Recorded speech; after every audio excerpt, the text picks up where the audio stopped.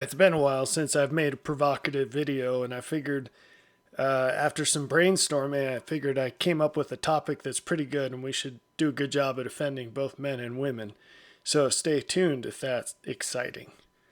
Should give the trolls plenty to chew on here.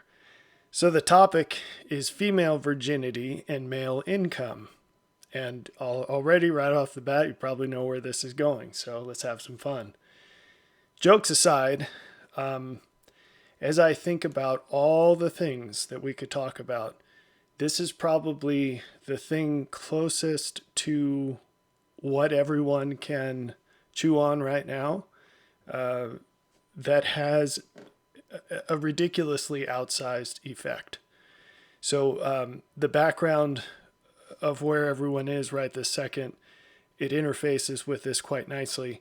And it's a thing that will make an immense difference, including in other things that are of even greater importance but need a little bit more foundation. So we can't jump onto that for a while. Things of more traditional spiritual backing.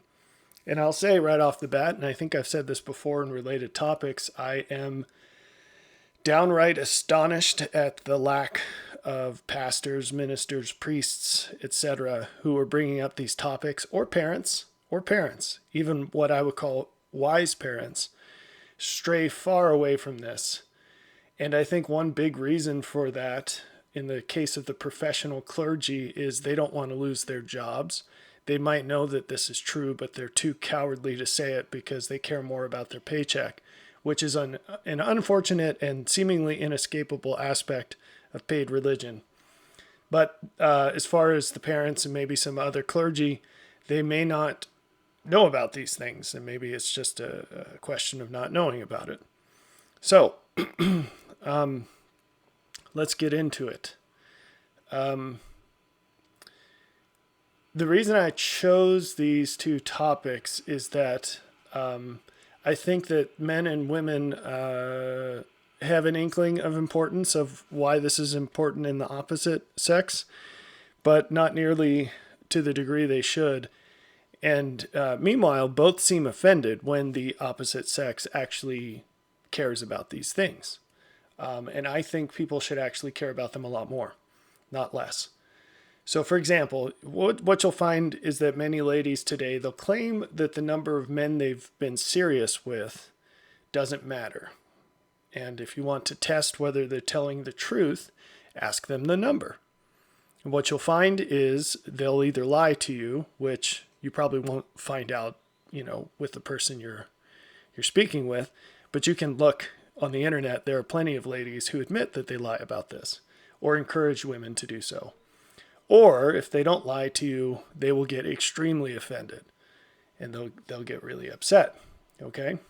And what you'll find is that some overlapping set of people will, in my opinion, errantly compare premarital activity in women with usage of porn in men. Now, I am an extreme opponent of porn in all forms. It's extremely detrimental, and we could go into details about that. And in some extreme cases, which unfortunately are becoming commonplace, it can lead to lifelong problems. But these two things are not the same. And in fact, they're not even close. I think to make a case for this, let's just look at the fact that in all but the most extreme cases, a man can recover from porn use, or a woman. Although that's different too, and I don't really want to get too murky into that, but I'll just put a footnote into this if you want to come back to this idea to think about it more in the context of everything I'm about to say. There's more to be had there, but let me just focus on the men. Traditionally, it's a masculine problem. So, in all but the most extreme cases, a man can recover from porn use. And when he does, the biggest thing he's lost out on is actually the time and experiences that he didn't have while he was in that state. Because a person addicted to porn, or using porn even just a little, while you're in that state, there are many things that can't coexist with that. And that's a theme that is important to this topic and many others. There are a lot of things of high value that simply can't coexist with other things. And in that basket of other things, in the mentality of most people, lies a lot of things that they think are neutral, or they think are a little good, and sometimes they are a little good. The main problem is not the thing in this case, it's the thing it prevents, because it's mutually exclusive to something that's of far greater value. Now, that's a rich idea that I encourage you to mine into and to think about and make lists of these things that can't coexist. It's really important. It vastly increases the space of situations in which you can make an optimally good decision. Because if you are simple enough, your process is so simple that all you can see is the thing right in front of your face, you will make a lot of tremendously bad decisions. And more importantly, you will not see the full scope of the tremendous opportunities before you. So you have to get it a little bit more sophisticated and start thinking about everything tied to everything else. At least take a few steps in that direction. Anyway, so with porn use, you can recover. For the most part, you can recover, and that is not at all licensed to go down that road. It is much better to never get anywhere near that. There's nothing in that road that's worth it, period. But you can't compare that to female promiscuity because here's the point. You can't recover from that. So you can stop it, but you can never get it back. And this is as good a place as any other to be explicit about some ways that I'm using words that are different than how other people will use them and why. So it turns out that the world is pretty focused on this idea of virginity, physical. Well, I wouldn't say the world because I don't think the world has it to be fixated on, but there are people out there who are quite fixated on this idea. And you see all kinds of, it's traditionally religious idea, but you see all kinds of secular people trying to make a case for why all men, whether they're religious or not, there's some element of value in this idea of female virginity. And they have all kinds of crazy evolutionary theories that I think are ridiculous on face. For example, there's one about wanting to conserve genes or some rubbish about this. Here's the thing, folks. If there was some innate desire to reproduce, and that's what was driving human behavior, don't you think people would be having more babies? Don't you think there'd be a pushback against birth control or abortion? And there's not in any kind of way in these groups we're talking about. By and large, in the general populace, everyone's for those things. So it can't be this, I want to reproduce and there's something deep inside of me that wants to reproduce argument. It's absolute rubbish. I'll tell you the reason for it. And by the way, this is another theme, another principle that you'll see come up over and over again. Humans are seeded, no pun intended, they're seeded with the root of value of very deep things. We're created in the image of God. And so we have these very powerful desires. And people want to dismiss those as carnal in many cases or misguided in some way. The truth, getting closer to the truth of this is that it's not the desire that's fallen. It's the meaning we attach to it. And it's the way in which we seek to fulfill it. It's very important. That idea is extremely important. So you can take that and think about it some more. It explains a great deal of things. So in this case, though, we're zooming into this natural aversion that we have to the loss of aversion. Sorry, can't help it. Aversion, so distaste in the loss of virginity, female virginity. So something deep down in men prefers that, right? And it's not universal and it's not super strong all the time, but it's there. There's value there. And it's even in women. And that's why women are much less open about how many men they've had sex with than they are, then they pretend to care about it when you ask them. So even they know that there's value in this, right? And you can't get around it. It's deeply ingrained, and no amount of society saying it's okay makes that change. And you can see it, even in the people who are the strongest proponents, just like abortion. There are very, very few women, no matter how much in favor of abortion they are, that will advertise if they've had one and how many. Some do, because they're that far out, and usually that there's a lot that goes with that that's deeply troubling, and they have very disturbed lives. They're not happy people. But for the most part, the people that say this is no big deal, you can tell that they know they're lying because they will not advertise how much they participated in it. They stay behind this anonymous, masked, I'm in favor of all women baloney. Definitely not women who are babies, apparently, but also they've obviously never spoken to these women who have had abortions, because for the absolute majority of them, they are miserable for the rest of their lives, and they regret it, and they wish they could take it back every day. And usually they live in a state of contemplating suicide for the rest of their lives because they're so miserable. So that's not helping women. But I digress. So it turns out that there is this natural knowledge of the value of this, at least a little inclination towards it. But the fixation is on the physical, and that's because people do not understand where this comes from. You get these nonsense explanations, or people just throw their hands up in the air and say, I don't know.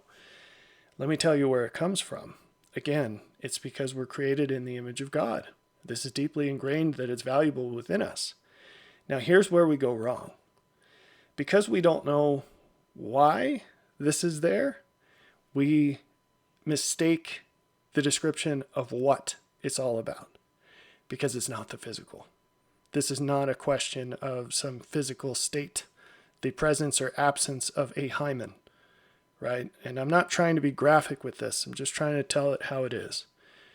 So I'll stick it to the biological descriptions and things, and I don't need to get more descriptive than I've already been. We're talking about the state of one's heart, not one's hymen.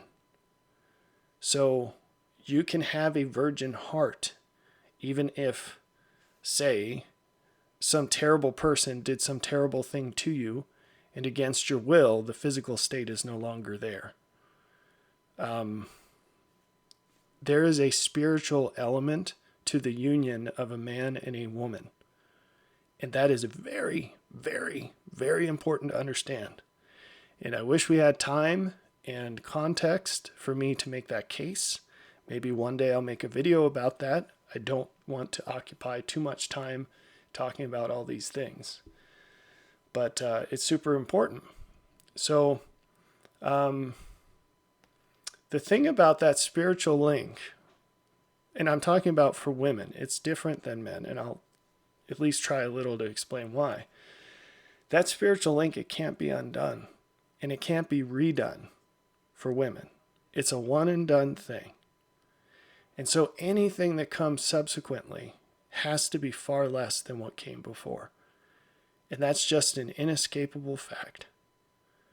So, one outcome of this is that it's very true that a woman will never love a subsequent man as much as she did a man before.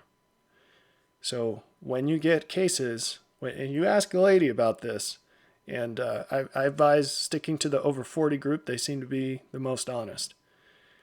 They'll tell you it's true. And the ones that disagree didn't really love the first one.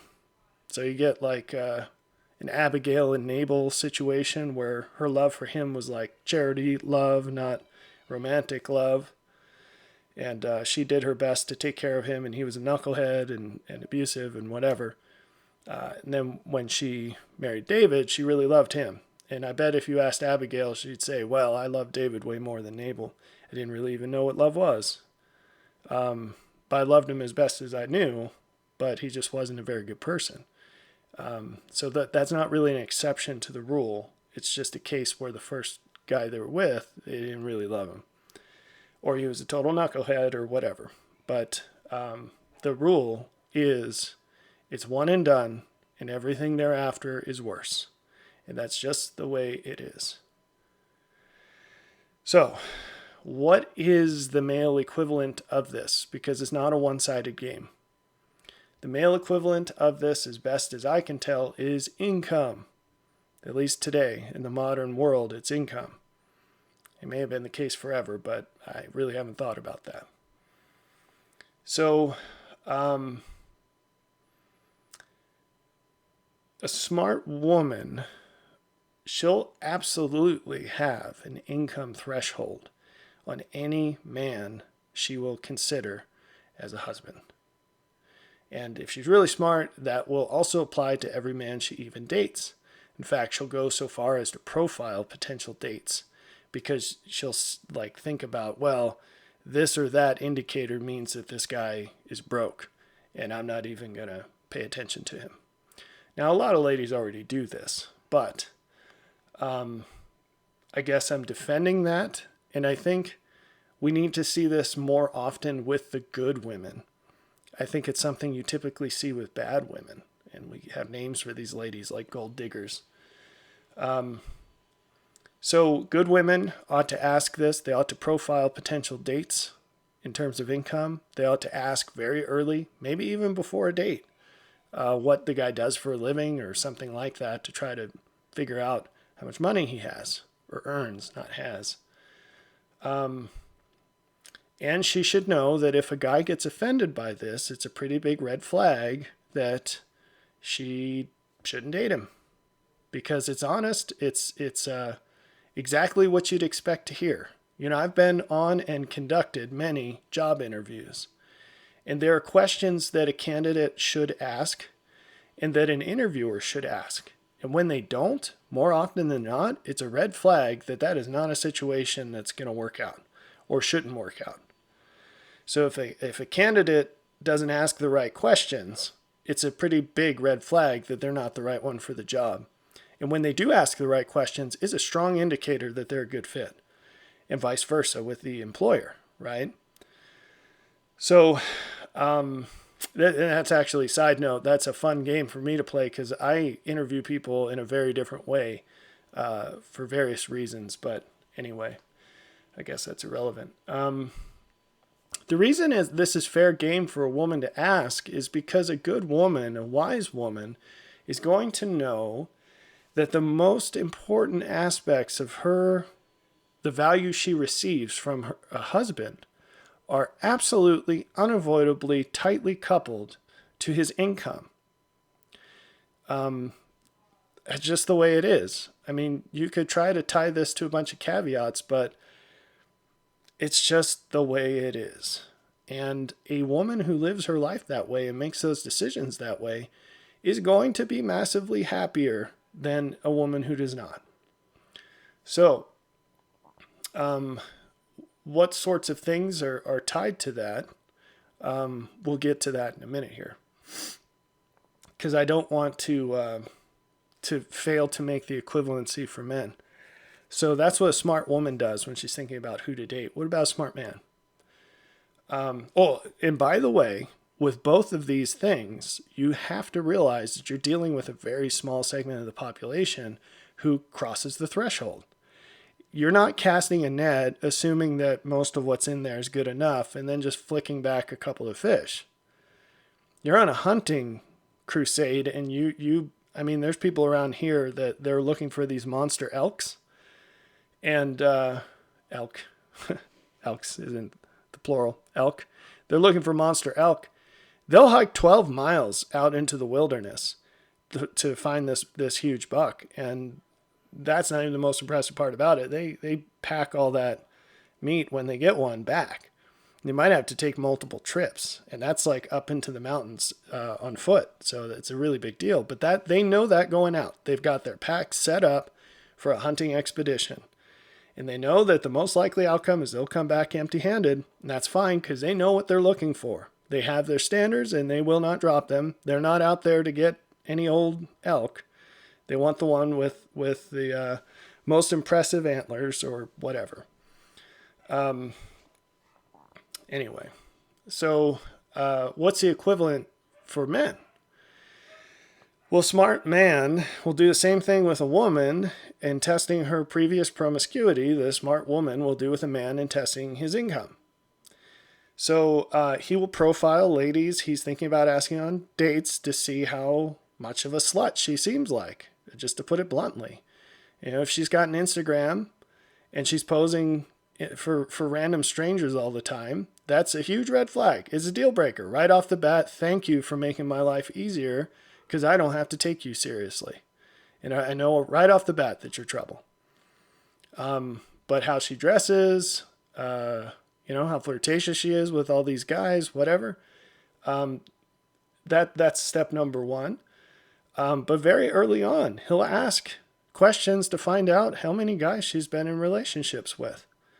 And any woman, just like any man that gets offended over the income questions, any woman that gets offended over past relationship questions, it's a huge red flag that she's not the one. Move on.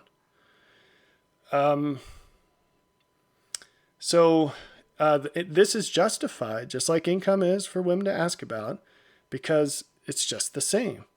A wise man knows that when it comes to the value a wife can provide him in life, and very importantly, and more importantly, the value he can provide to her in her life, because a wise man isn't going for what a woman can give him.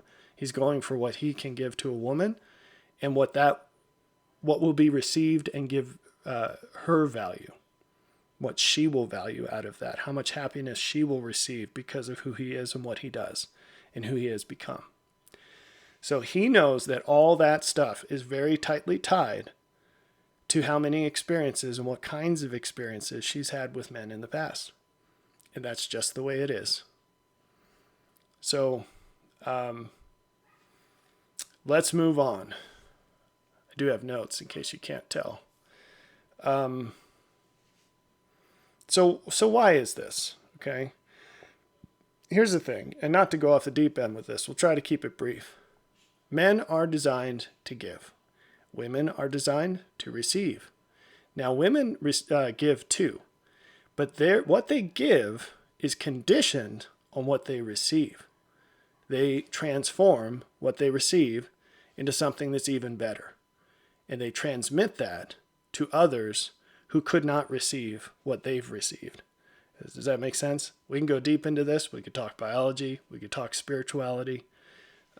We can talk more gender stuff, but maybe it's enough to say that.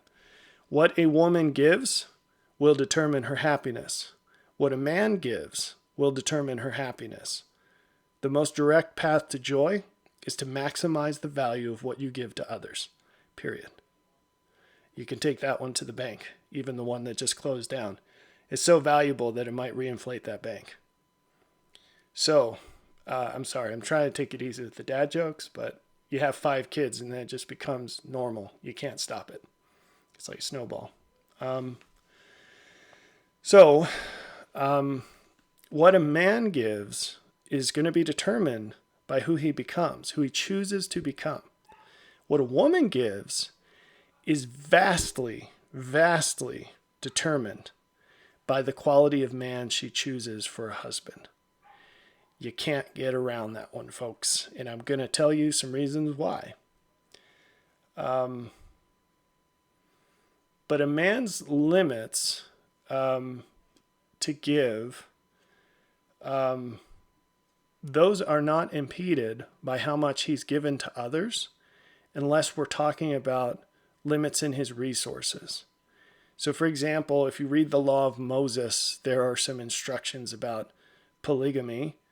And one of the rules was a man could not marry another wife if the situation resulted in less for the former wife. Not former, but already existing wife. And so you were forbidden from going down that path if it resulted in loss to your first wife.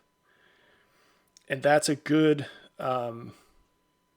representation of why male promiscuity is not the same as female promiscuity, because you really have to take that far for it to impact what a man can give to a subsequent woman. There are studies backing all this up. The phrasing is obviously different. The context is obviously different. But if you look up the phrase pair bonding or even divorce rates, you'll find that men don't struggle to love more than one woman as much as a woman struggles to love more than one man. It's just a different design, different plan, different reasons. So maybe a biological analogy for this is with childbirth in women and oxytocin. So a woman, when she has a child vaginally and breastfeeds that child, those two pieces are extremely important. She gets bombarded with this hormone called oxytocin, and it makes her feel joy and love. And when this comes for various reasons in life, throughout life, before she has that first baby, but when she has that first baby, she will get a spike of this that's so intense that it's greater than the sum of all previous experiences she's had with it in her life, period, no matter what those experiences were, if they were not having a baby vaginally and breastfeeding. And that's crazy, but that's the way it is.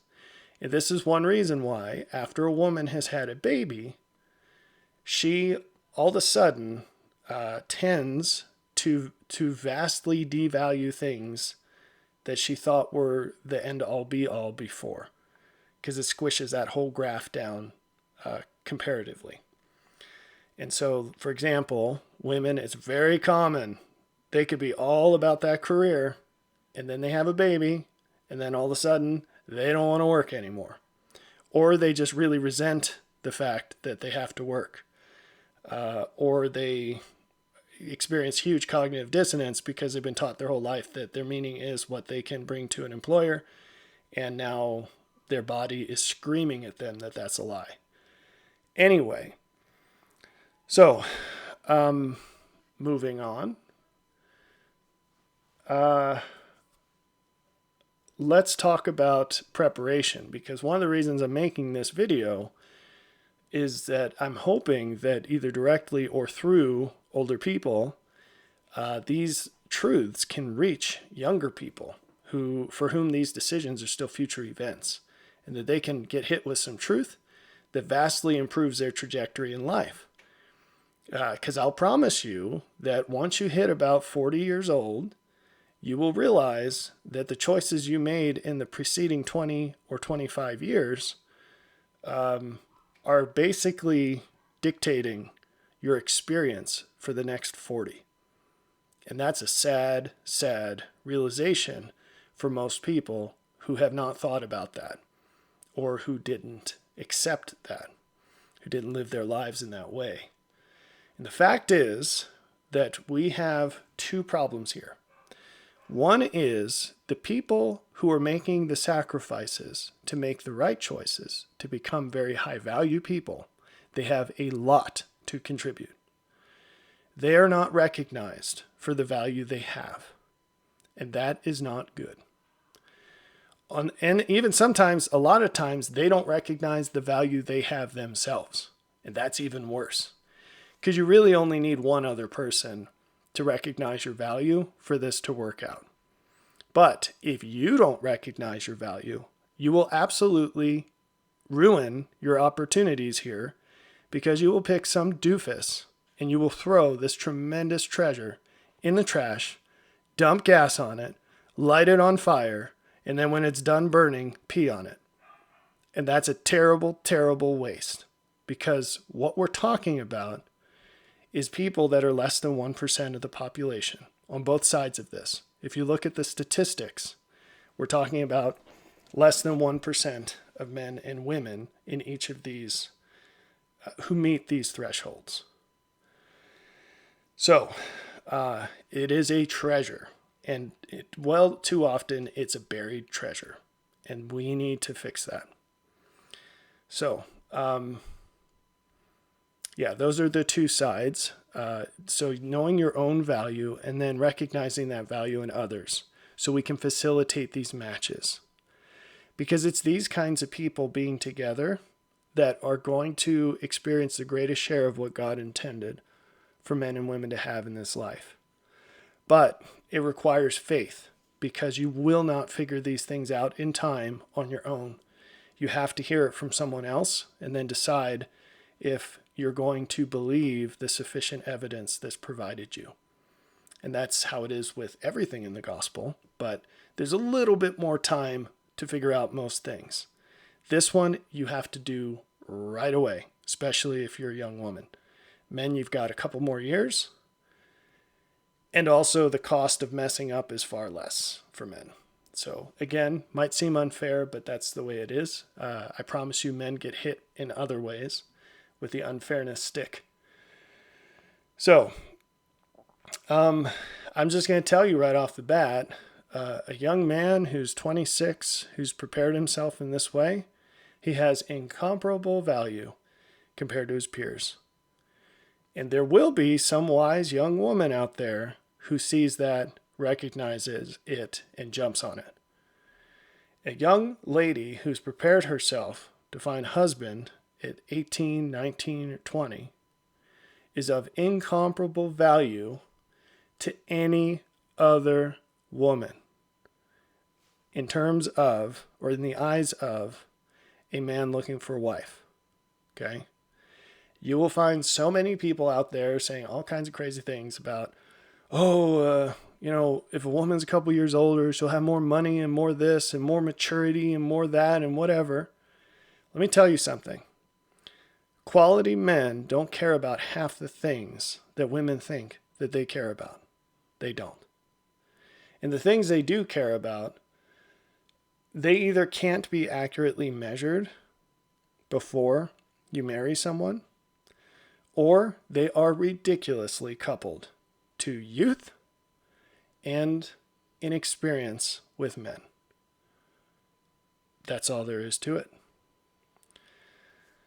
You can make the case for this very easily. For example, if someone were to say, well, what men should want is a mature woman, and human brains don't fully develop until 25 and blah, blah, blah, blah, blah. A wise woman will always prefer a man who is more mature than she is. So, in that regard, to a high-quality man, every woman is less mature that would consider him and that he would consider. Because, right, he wants to maximize the happiness of the woman he accepts. And so he's going to be looking for the lady who sees him as valuable because he knows that will translate to her happiness. She'll feel like she got a good one, right? So, same thing, you could say money. Women prefer men that make more money than them. It's very well known. And even the ones who say it's not so, they're the ones who are most miserable when they go down that road. They're the ones triggering the divorces 80% of the time. So, you could say, well, if I'm making more money, I've got a master's degree in sociology and I'm making, $5 more than I would with a bachelor's degree in sociology. Who cares? No one cares. No quality man is going to care. Because whatever the income difference, however slight it might be, statistically speaking, women who work spend the money on themselves. They don't spend it on what the guy would want to spend it on. B, you're going to choose a guy that makes way more than you, and relatively speaking, it's negligible compared to the debt that you've contracted in getting that degree and that career, the stress you're bringing, the money that you bring because you get hit with taxes. If you have kids, you got to pay for daycare. And most importantly, the time that you wasted in college in your prime years instead of being with him and all the guys you were with instead. It's not even close to a valuable situation. So you need to realize, if you're a young lady who's prepared yourself, you need to realize you will never have the capacity to attract higher quality men than you do when you're 18. Now, some people online will say it's 22, that's the peak attractiveness. That's a lie. There was a study done in 2015 where they analyzed OkCupid data. And among the information they gathered, they asked guys what age is ideal, like in a woman that you're seeking. And then they also tracked their message activity. On average, guys of all ages said that a 22-year-old woman was the most attractive age. But all of their messages indicated that it was 18. So they lied because society says that there's something wrong with that. But the fact is, I'm not saying that the quality of a woman or the value of a woman maxes out at 18 and decays thereafter. I'm saying her ability to attract the highest quality man maxes out at 18 and decays thereafter. And that's a fact. And it decays kind of slowly until about 22, and then it picks up the pace until about 26 in decay, and then it decays even faster until 30, and then it falls off a cliff. And that's called the wall. If you've never heard that phrase, you should Google it and learn something. There is a ticking clock. It's like an hourglass, and it flips the second you turn 18. And that's the way it works. So you can complain about that, or you can just realize that those are the unchanging rules of the game. And if you're playing to win, you play by the rules and you win. And it's actually an easy game to win if you just play by the rules. Most of the reason for that is that most of the people refuse to acknowledge the rules, and they're doing their own thing and then wondering why they're miserable. So you don't have much competition if you play by the rules. Let's flip the coin and talk about guys, because they're just as butthurt about their situation as young women are. The fact is that tons of young men are really upset about the fact that there are women out there, a lot of women, not just the wise ones, who fixate on income. And they're working at McDonald's and they're like, yeah, I don't have options, blah, blah, blah. It's so hard. Here's the thing. First, let's acknowledge the fact there are gold diggers out there. I mean, there are women out there who say, like, if the man's not making $500,000 a year, I'm not even going to pay attention to him. Obviously, those women should not be paid attention to. I don't know what the heck any woman could bring to the table that would be the equivalent of how hard it is to make $500,000 a year. But whatever. In any case, that's such a rare thing that let's just skip over it. The $500,000 thing. What we're talking about is not some arbitrary thing. It is the very essence of a person's standard of living. And all the things that are important for a woman cost money. So women are really into security. They want freedom to be able to make choices. They want, if she's a high quality woman, she's going to want kids. And she's not going to want to have to decide how many kids to have based on how much money you make. The fact of the matter is that the cost of living is so high right now that most people in Generation Z will never own a home. They will never be able to afford to have even one kid. They might not even be able to afford to have a car. They, along with more than half of millennials, which is insane, are living at home, and that's the future. Their only hope of owning a home is that their parents pay off theirs and leave it to them when they die. So that's not exactly rosy. And so a high quality woman ought to do her homework and create a budget of the life she wants to live. And talk to someone who knows so that you can get accurate figures, because I bet it costs way more than you think it does. I used to volunteer at this high school. I would do a talk once a year on career opportunities. And I did this for 4 or 5 years, and I'd always ask questions because I was just curious what people thought. One of the questions I asked was, what is the average income in the United States?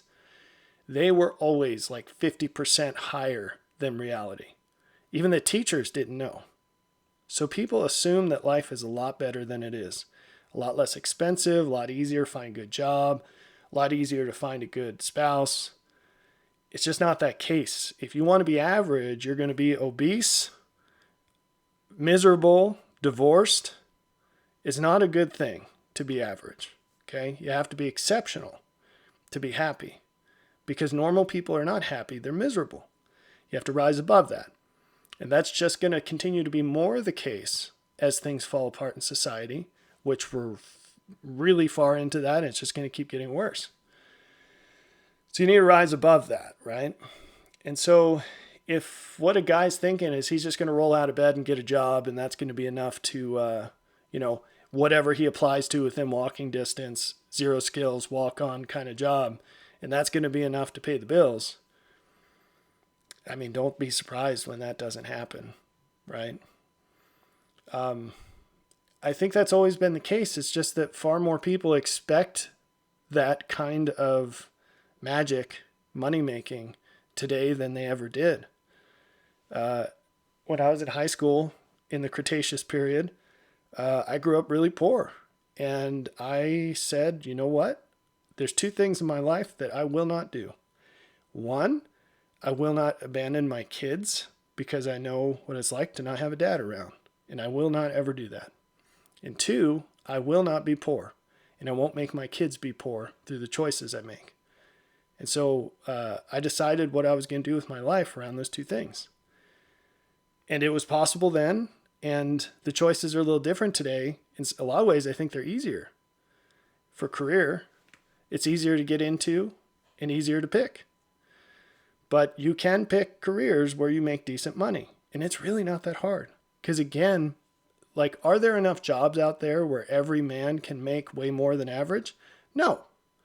That's silly, right? It's never been that way. And it is harder today in that sense of sheer percentages. There are far fewer jobs that bring enough money in to have a nice middle class life. However, there are way more jobs than people to fill them. Because most people don't learn the rules and play the game. They just complain about the rules and complain about the game. And then they're miserable and they act confused as to why. So, when it comes to the importance of what a man makes, let me explain some of the ways this impacts a woman's life. So, again, in a lot of ways, what she can contribute to the world, which again is the source of her happiness, just like for a man, what he gives is a source of his happiness. What she contributes to the world is going to be limited, capped, to a large extent by how much money her husband makes. So, what are some of those things? How many kids she has, when she has them, whether or not they have to go to public school, how cramped you are in your house, where your house is, if those kids can play outside or not, which, trust me, is a really big deal when mom wants to send the kids out because they're driving her crazy. If she can't, that's a really big deal, because then it's off to the video games or whatever, and then they're going to turn into psychopaths. Video games and smartphones.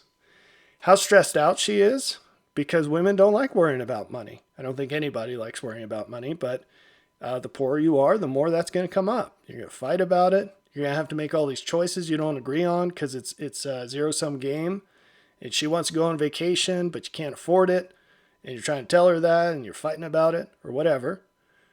How often, you want relatives to visit. If you don't live right next door to your mother-in-law, your wife's going to want to see her mom all the time. Who's going to pay for the flight? Where's she going to stay when she's in your house so she doesn't drive everybody crazy, right? If my mother-in-law's watching this, that's all hypothetical. No, I actually like my mother-in-law a lot. She's a really intelligent person. I enjoy the conversations we have. It's rare to find somebody that gives you something to think about with almost everything they say. I think that's a Very valuable thing. But she doesn't live close by. We do have to fly her out to see her. And it's like, well, who's going to pay for that? What about working? So I told you already, a big gem that you're never going to hear in the mainstream. A lot of times when a woman pops out her first baby, she loses all that motivation to go work. It just doesn't give her value anything like what it did before. And so she's not going to want to work for the most part. Most mothers would prefer not to work. That is the truth. Okay? So, and the thing is it doesn't matter how much she says she's all about that job. When that baby comes, she's going to want to not work, statistically speaking, and she's going to resent you if you do not make enough money to make that happen. That's just the facts, right? So, most importantly, though, among all these things that money pays for, let's talk about what's not directly related to the money, but what is very coupled to it. And that is the character of the man. So you need to be a certain kind of man to put the needs and happiness of your wife and kids above your own. And most men are not like that. So how's that going to manifest in a single man? Truth is always hidden, but it always leaves clues. And if you know what breadcrumbs to look for, you'll be far less surprised in life. And that's one of the value propositions of wisdom, is that it gives you all these clues to see the unseen that really is seen. It's just, it's out there. It's just not recognized. So a man that is just working as much as he needs to cover the cost of his soy lattes while he lives in his mother's basement, that's not the kind of guy who is going to make a good husband. He's not going to put the needs of his wife and kids first. If he's just got some walk-on job where he's not making any money, and everybody's got to start somewhere, I'm not knocking that, and there's no progression, there's no path, he can't tell you, this is where I'm going to be in 5 years, and this is why I believe that, and here are the steps from A to Z. I can't tell you how many people I've talked to. Yeah, I've talked to a lot of young people about careers. I can't tell you how many of them, guys, will say, women say this too, 5 years from now, I'm going to be in paradise. You say, well, what makes you think that? Well, I don't know, but that's where I'm going to be. Okay. A guy says, yeah, one day I'm going to have my own business. All right, what are you doing today to get there? Oh, I don't know. They need to read Through Faith, that book. So Through Faith, Robert Smith, you should Google that if you haven't read it. It's a massively underappreciated book. So it's all about the path of figuring out what you want, figuring out why you want it, figuring out how to get there, translating all that into what you do today. So if you doubt the importance of the wealth of a man, or his earnings potential, we'll say, his earnings actuality, I'll talk about potential in a minute. If you doubt the importance of a husband's earnings to the happiness of a wife, here's what I want you to do. Go out and find a few or even one woman over 40 that's married to a man who's poor. And what I want you to do is talk to them about their life and how happy they are. And what you will find is that they're miserable. And in a lot of cases, they're not still married because she divorced him because he didn't make enough money. And that's just the facts, right? So, what about this idea of potential? So, I'm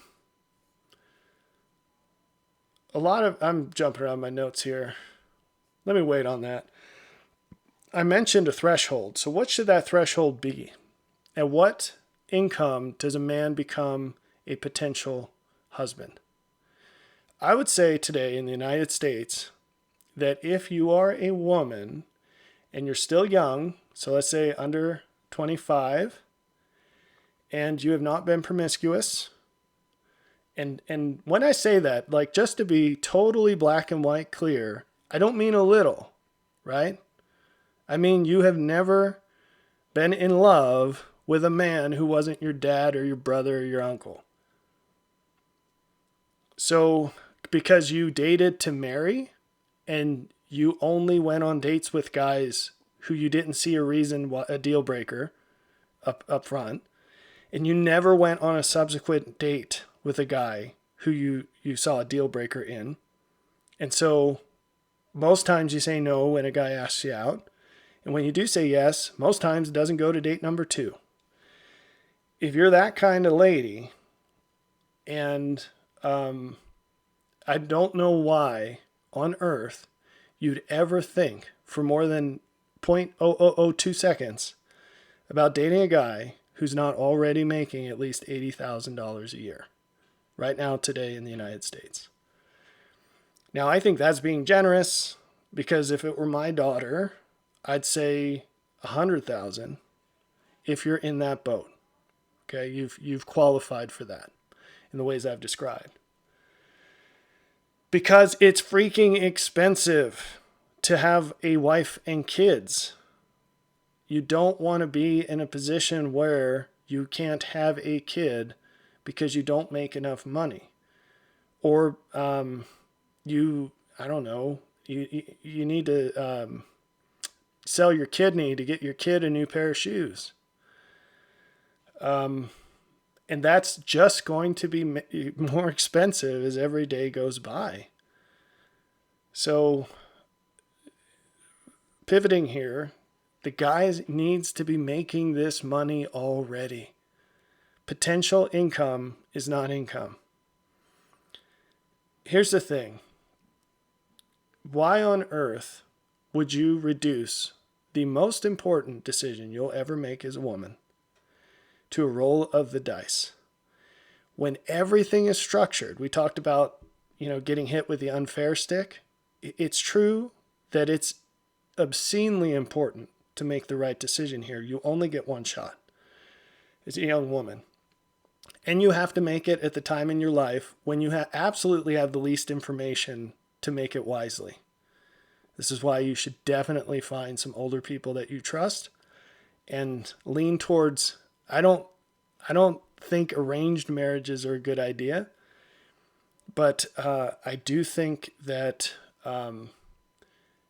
that young people, men and women, should definitely seek the advice of older, wiser people in who they should marry and when and why and all that good stuff. It's extremely important. But it's their choice because they're the ones that have to bear the consequences. But I'm a big fan of that. But anyway, potential income is no good because you're rolling the dice in a situation where the odds are stacked heavily against you, and there are enormous negative consequences if you don't get super duper duper lucky. So if you like those odds, you should go play Russian roulette and put your life savings on the line, because that's actually a way safer bet than what you're doing. Okay, so what about if the guy's in a career program? So he's in school to be a doctor, or he's in school to be a lawyer, or he's getting a computer science degree. Well, let me tell you something. The times, they are a-changin'. Most lawyers don't make jack diddly squat today. They work a ton like they always did, but they just don't make too much money. It's a flooded market. It has been for a long time. Same with engineers. I'm talking about engineers, not the fake computer science kind. What about doctors? Doctors are also making way less money. But the thing is, you got to look deeper than the surface, right? What medical professional did not have to get the COVID shot?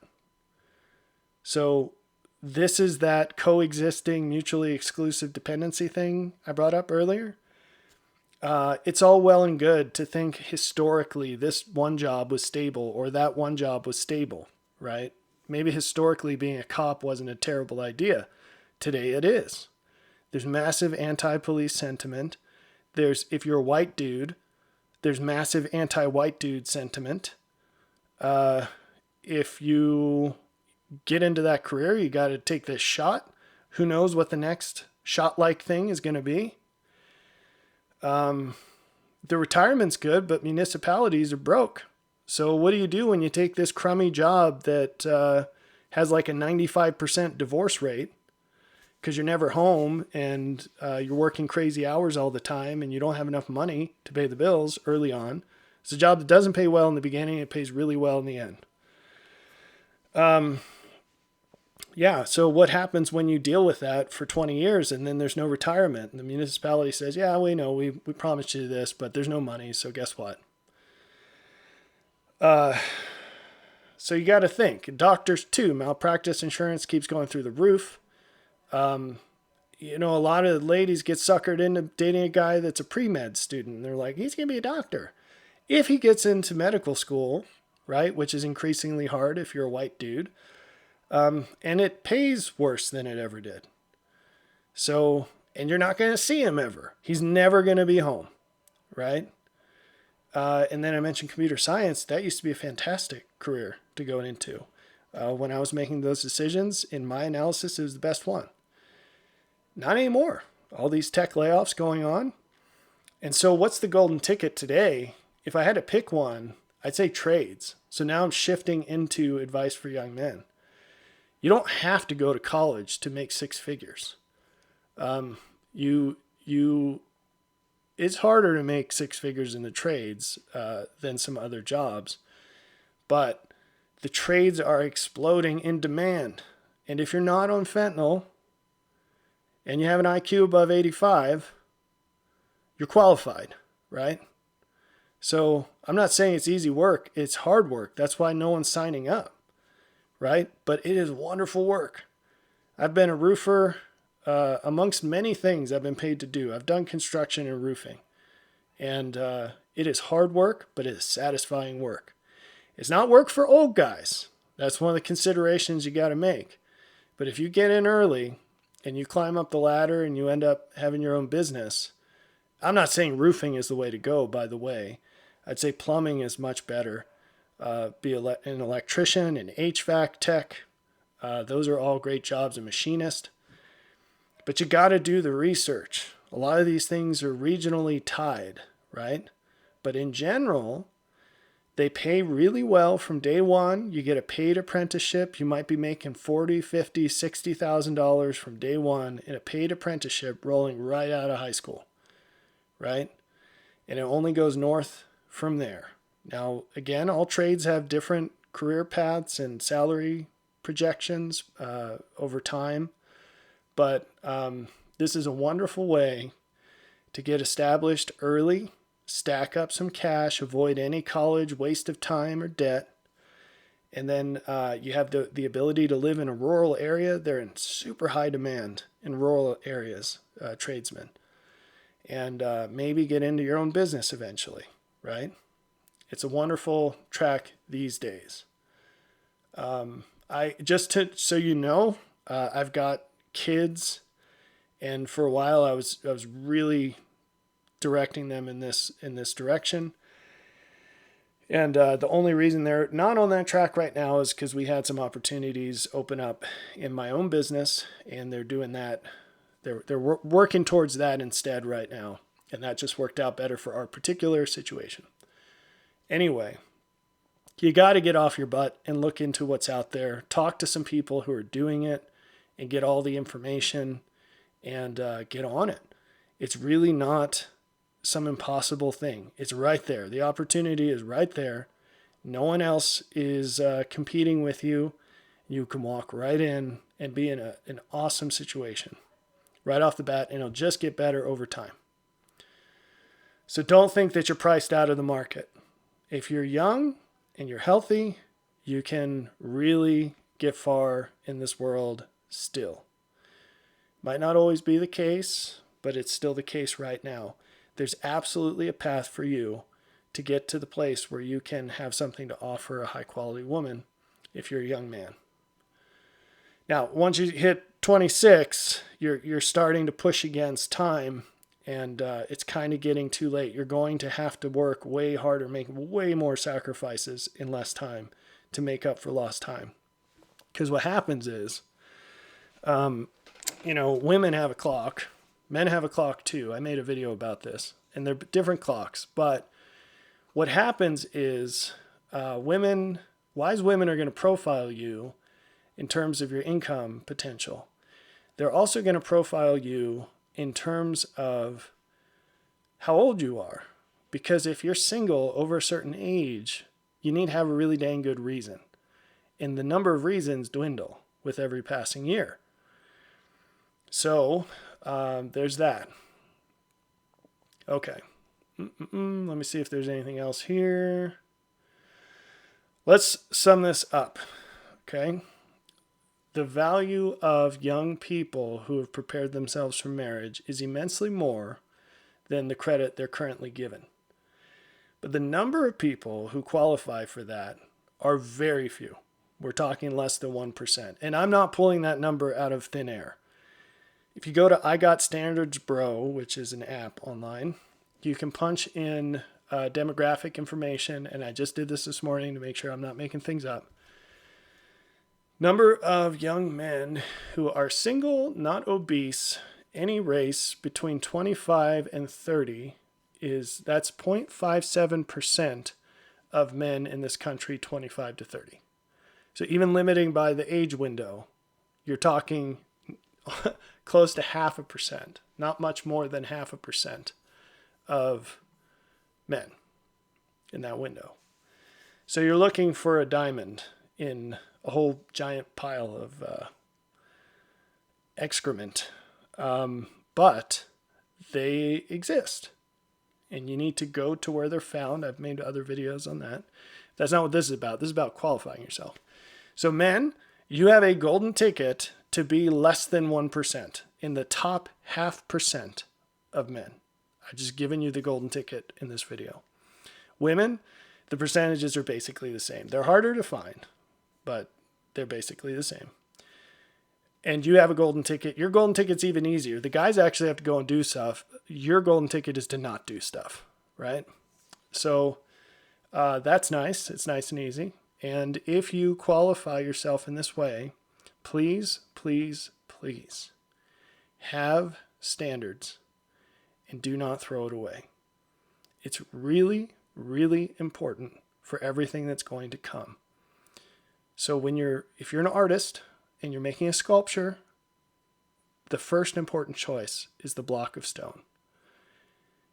If you're working with a very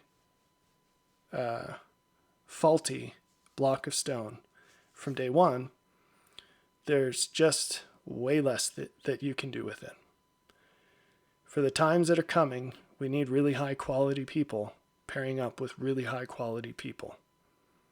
And I think you'll see in the days to come why that is so important. But by then, it will be too late to do anything about it in your own life or in the lives of your kids or your grandkids. So let's do it now.